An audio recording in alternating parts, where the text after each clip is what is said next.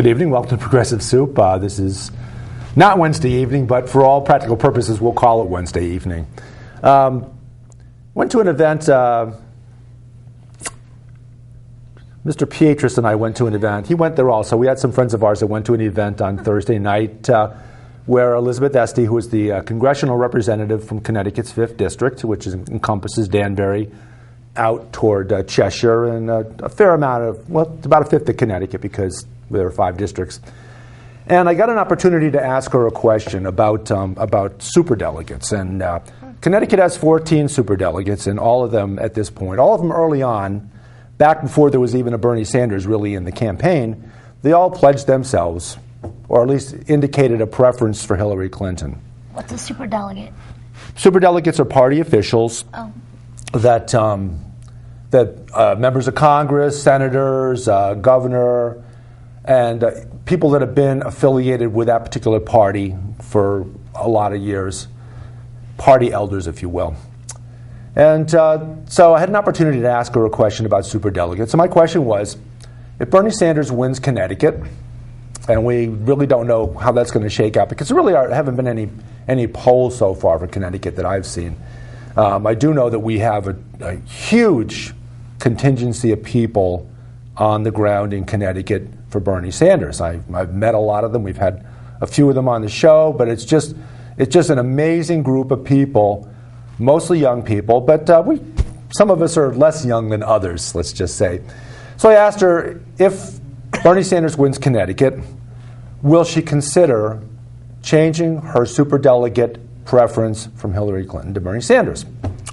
It was a rhetorical question, so it deserved a non-answer, and that's fair enough. But she segued from that to guns and talked about the differences between Bernie Sanders and Hillary Clinton on guns, and their votes on guns and everything related to gun violence in America.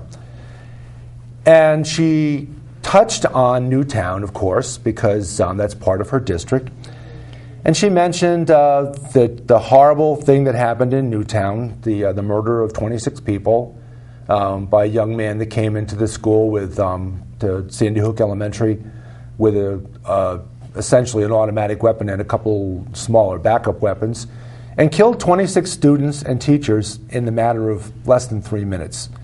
Each person that he killed had at least 3 bullet holes in them. So he basically went in and basically just sprayed bullets at random to kill as many people as he could in as short a period of time. Apparently he was going for the record, the world record for most people killed with a gun in America in one incident, and he fell a little short. Really? Yeah, he ended up taking his own life too. So even that didn't get him to the magic number he was looking for. And his mother. He killed his mother too that morning. So Elizabeth Esty segued into the discussion about guns, and I asked her a question, and I think it's a valid question because it's the one thing that they lean on Bernie Sanders heavily about, and that's product liability with guns. My question, following up to what she said, was that if I buy a car with the intention of going out and murdering people with my car and killing as many people as I can with my car, should the victims and their families be allowed to sue the manufacturer of that car? And I think the answer to that is a pretty clear no. Oh. It's a legal product that can, like many other products, can be used to kill a lot of people. Guns being another one of them. And I'm going to leave that up to my folks here, Emily Volpentesta, my co-host, right, Joe Niola, and Henry Pietris, to talk a little bit more about that, because we had other questions that were asked. And well, you know, folks. David, they manufacture something called a nail gun, right, which means a carpenter can get up on your roof and he can put the roof into repair, or replace it, or do it in a very short amount of time. And if he's working by the hour, this is going to save the consumer some money. So, you know, what are you going to do if some carpenter with a mental condition decides to use his nail gun on something other than a construction project. They do fire a lot of nails fairly quickly, don't they? They certainly do. Or a wood chipper. Or a wood chipper, or a simple wow, what kitchen is this with Sandy Hook and murdering? And Newtown. Well, knives. Yeah. Guns, nail guns, any of these. The fact of the matter is you cannot attempt to label the tool or the weapon, because the tool or the weapon is totally ineffective unless it's being operated by a human being.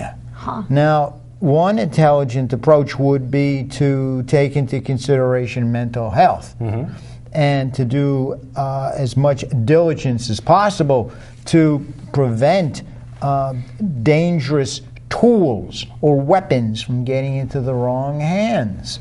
So that's one way to deal with the problem. But just to take a tool or a weapon that exists in the society for legitimate reasons and then turn around and try to sue the manufacturer of that tool or weapon, that doesn't seem to be at all the proper course of action. I mean, and your example of the automobile is perfect. And you could probably come up with so many bows and arrows. Anything that could be used for hunting could be used for committing murder, for that matter. And it's the operator, and not the tool or the weapon. Well, I'm going to throw. What about that short story we read, "The Lamb to the Slaughter"? The woman who kills her husband with the frozen leg of lamb and then feeds it to the police detective. Yeah. So anything can be construed. Oh, it's a Hitchcock show. That was it was a short story, but anything can be construed as a weapon. Well, sure. So what are you going to do? You can kill anyone with anything. So what are you going to do? Sue the meat industry? Yeah, exactly. Well, I don't want to. This litigious society that we're living, everyone's looking. I don't want to let it get so frivolous, because it's not a frivolous question. It's a very important issue, and one point that's brought up by folks that believe that gun manufacturers should be able to be sued, that I think is a valid point. There's some validity to it, is that gun manufacturers market their product with a lot of cachet. They make guns into something that's, for lack of a better word, sexy, or but probably use a better term like put a little cachet to it, a little excitement to it, let people feel empowered by the fact that they own something that can do so much damage to either innocent people or guilty people. Then the entire film industry should be brought in as co-defendants in the action. Yeah. I mean, because they're amping up the violence and guns. I mean, that's part of their marketing tools. Gratuitous violence? No. Could I just get back to that town hall meeting? Elizabeth Esty? Please do. Yeah, go ahead. Because what really precipitated it for me was the day before, Elizabeth Esty appeared at 3:43 p.m. on MSNBC, and the question was asked about guns, and she dissed Bernie because of some past him doing something years ago. Yeah, but for me, the vote on product liability, I believe. What kind of drew me nuts, and I actually wrote out the question. Was I tried to make it really, really simple, and that was, and we need to make these distinctions, okay, between a legal sellable product that's misused, okay, as opposed to a legal product that is defective. Okay, those two are very different distinctions. Unfortunately, in the conversations, those two things get mixed up. So if I use a hammer, okay, a legal product, and a lunatic uses a hammer for murder, okay, then the question for Ms. Esty was, who do you hold responsible? Is it the hammer maker, or is it the murderer?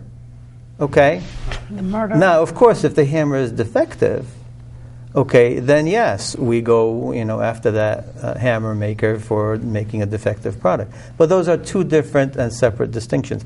Bernie is simply saying that in the first case, which is the misuse of a legal product, okay, you can't hold the maker of it because responsible for the murdering act, for the murder. Yeah. Okay. Now, I'm not a fan of guns at all. I don't use guns. I don't have guns. Any of that. And I think we do need to have some. Likewise, I don't know if anybody here. I don't know about Joe, but I don't think any of us have guns. No, I have two. Oh, okay. Well, yeah, I have two. I was originally doing public investigations. Oh, okay. And I thought that at some point I might want to do private investigations. Mm-hmm. And so I applied for my gun permit in New York. Mm-hmm. And it's not easy to get a gun permit in New York, mm-hmm. for that matter. I had to take a course. I had to fill out an extensive questionnaire. And I had to go through some hoops to get that permit. As we probably agree you should. And to be honest with you, I haven't had the opportunity to even go to the gun range to actually see how effective these tools would be. I have two of them. I have a Chief, mm-hmm. which is a small revolver. Whatever that is, I don't. Yeah, I know what a revolver is, but yeah. Yeah, and then I have a 9mm Parabellum, mm-hmm. And believe me, you folks are safe. Mm-hmm. Right here with me. All right, just don't whip it out. Just don't whip it out. Because or the gun either. Also, I mean, it's also difficult to really. We're laughing. It's difficult to carry a weapon. Yeah. Because you're responsible for that weapon. If you have that weapon in your coat, it's not easy to take your coat and hang it up somewhere. Because you have to be aware of that particular weapon at all times. So, even carrying a weapon for a responsible person is not something that is easily done. And the restrictions that I have on my particular permit do not allow me to even go into New York City, for that matter. Right, because New York City bans all guns. So, there are some built-in there are some built-in restrictions. Yeah. And I had to prove that I was mentally stable. Joe, if I turn that around, okay, and you have a permit to carry? I do. Okay, open? No. Okay, so concealed, okay. Oh, no, open, not concealed. I cannot carry a concealed weapon. The permit that I'd gotten, because it was very difficult to get a permit to carry a concealed weapon. The permit I got was for hunting and target shooting. And I felt that at some other point, if I was to move into the private investigating area, then I could see about modifying my permit. So are you allowed to walk into a library, for instance, and carry your weapon, or no? That's a good question. I would never do that. Well, the question would really be, No, I don't think I can. I think I can carry my weapon to the target range, or I could carry my weapon to the hunting area. I don't think I could really. There's been some controversy locally about people bringing in guns into a supermarket. I have a permit for Connecticut. Yeah, and for New York. A teacher brought a gun in school. I read on the past. Yeah. But the question I have, Joe, is like, let's say you have the permit to carry all of this, okay, and bring it into a public place and so on. How does the public know that you're safe? Well, the public doesn't know that I'm safe and it's concealed. It's a rather tricky thing to do, and I think even if I had the option of doing it, I would be reluctant to do it. Yeah. But some people seem to be very proud of being able to do that. You mentioned New York City. You mentioned New York City and the fact that you cannot carry a gun in New York City. And contrary to what some folks would have us believe, New York City does have a very low gun homicide rate. I'm going to go out on a very strong limb and say that New York's not ability to carry a gun in New York City is helpful. It does limit and keeps the gun homicide rate in New York. And back to Connecticut and back to Newtown specifically. Connecticut passed legislation in 2013 right after the Sandy Hook, horrible situation in Sandy Hook. And our good friend Dan Carter, who's been on the show a number of times, he's running for Senate. He voted. He's going to run for Senate now against Dick Blumenthal. But Dan Carter, and we've had discussions about that and given him the opportunity, and he's explained why he voted the way he did. He voted against that bill. And I understand his reasoning. I don't agree with his vote. But the gun legislation that we passed in Connecticut right after Sandy Hook, right after the murder of 26 people in less than 3 minutes by one kid, the gun homicide rate in Connecticut between 2012 and 2014, I haven't seen figures for 2015 yet, but from 2012 to 2014, the gun homicide rate in Connecticut was half of what it had been. Wow. So I'm going to say with a very high degree of certainty that bill was effective in reducing gun homicides in Connecticut. Only the thing is, you can't really, there's no absolute cause and effect relationship between the two. It's conceivable that the incident that had occurred had created so much awareness among the people in Connecticut that whether or not the modification in the gun law had changed, the rates might have of gun homicides might have gone down anyway. Possibly, but that's a hypothetical.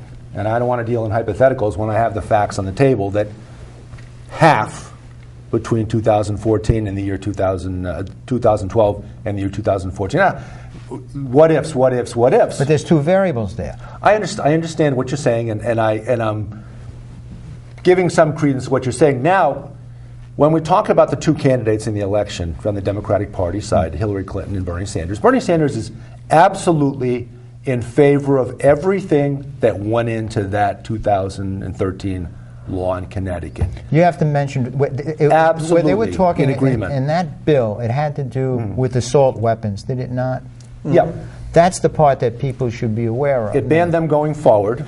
The assault weapons. Yep, it banned them going forward, and everybody that owned one legally had to register it at that point. All right, so what they were saying in effect is there's no real need for someone like myself who would be involved in hunting or target shooting to need an assault weapon. I don't think anybody needs that weapon. I mean, I wouldn't need an assault weapon because if I was hunting a deer, I would be putting so many bullets into the animal, it wouldn't be worth eating. You'd be eating lead. Be eating lead, okay. And my expertise on the gun range would not be adequately displayed if the entire target was full of lead. So, it's not a necessary need for American civilians to have the kind of weaponry maybe that should be limited to the military because they're supposed to be going out there killing people. Yeah. All right. So, I'm sorry, but you continue. Let me segue from that. I think we might have touched on gun violence and the candidate's position on gun laws pretty well. We could come back to that later if you'd like to. But let's go from that to education because Bernie Sanders is coming in favor of I'm hesitant to use the term free college tuition because nothing's free. It's always paid for. But what it is college tuition that's shared amongst all our citizens, the cost of college education. Go back 100 years in America and you don't have free any public education. Only those that could afford it, that were wealthy enough, that could afford schooling for their kids, were able to get their kids a kindergarten or first grade to 12th grade education. Fast forward to today, a college education I think is a much larger requirement for getting a decent job than it was 100 years ago. Maybe more than 10 years ago or 20 years ago. So the idea of sharing the cost of college education so that our young kids don't come out of college saddled with debt in the tens of thousands of dollars, sometimes more, but certainly a college education anywhere can cost you $30,000, $40,000, $50,000, $60,000, $70,000, safe to say. Yeah, and I think young people like UConn is Bernie 30,000. Sanders. Yeah, Is that that's per a year? state school. 32, yeah. Per year. So that's $120,000 for an education from UConn. Undergrad. Yeah, well, that includes room and board. Right, and then if you decide to go to graduate school. The safety and the reality of our present democratic system is dependent upon an enlightened electorate. And Absolutely. the electorate happens to be the American people. It's a democracy. And unless they're educated, or a republic, depending on how you want to see it. But if there's but the fact of the matter is, republic are essentially the same thing. If we all agree that what we have is relatively good and superior to what exists in a lot of other places on the planet, and we want to preserve and protect that, we want to keep a tremendous amount of the power with the people, they have to be educated. The system will not survive unless they are educated. And some of the reactions that we're getting from the American people right now with regard to certain potential presidential candidates leaves us with a bit of wonder, and perhaps this need for more education is essential. I'm hearing the name Donald Trump wafted through the room as we talk about candidates. I think it's safe to assume that from what I'm saying. And on the other side of the coin, you have somebody like Bernie Sanders that realizes the importance that education plays in society. Let me look at this from a slightly different point of view. Go ahead. Okay, what I see a lot of is short-term thinking and long-term thinking, and there's very little long-term thinking around here. Okay, everything is about short-term. What can we get? What can we get away with at least as possible? But the reality is that our young people, we're investing in our young people on day one, all the way through high school, right? Through the local taxes. Okay. And now we're thinking, well, maybe we should do the next step and invest in our young people as they go through college. Hold that thought for a second. Roberto, are we still on? Yeah, because I don't see any of the 3 cameras lit up. You're on. Okay. Well, continue. So the idea is that some countries have actually seen it. Okay, there's 22 countries in the world that do provide free tuition-free education, okay? And by the way, they welcome Americans. Yes. Okay? Those that can't afford college here can go over there and get their free college education there. Right, which was shown in that movie, Where to Invade Next. Yes. Yeah. Okay? Yeah. So it's like, why wouldn't you, invest the money in the young people now, okay, as opposed to saddle them with this huge barrier they have to get over with in order for them to start their own lives. Right, exactly. Okay? In order to go on with their lives, in order to be totally independent. Being a product of an immigrant family, my family wouldn't have been able to afford my education. Yeah. They struggled. And we've got an influx of immigrants coming into the country now, all of which would like very much to be accepted and to be a part of the American system. And they may not have the financial resources to be able to purchase an education or even be able to finance an education. But if that education was available to them, I think that out of appreciation, out of respect, out of conscientiousness, out of gratefulness to be even part of this country, they will make many, many contributions. Well, what I see is just a lack of vision, long-term vision, basically. It's like, if you invest in your young people, studies say that for every dollar you put in, you'll get $7 back in taxes over their working life. Well, I think so. Where do you put the money? Do you put it up front, or do you collect it later? Yeah. Okay, and I think that those countries with visions are doing it, and they're succeeding. They're running circles around us in some cases. Yeah, no, it's certainly are. True.